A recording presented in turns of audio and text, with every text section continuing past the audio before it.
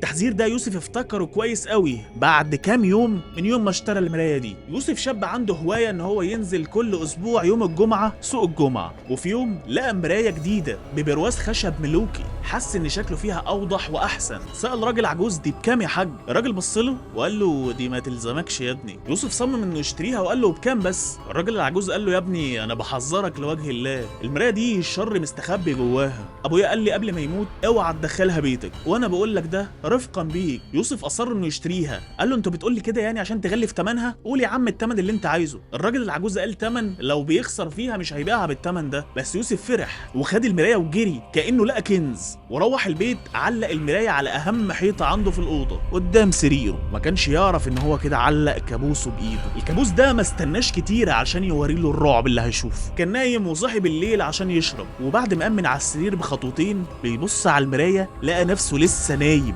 فرك عينه وبص تاني لقى الخيال اختفى ورجع تاني في مكانه.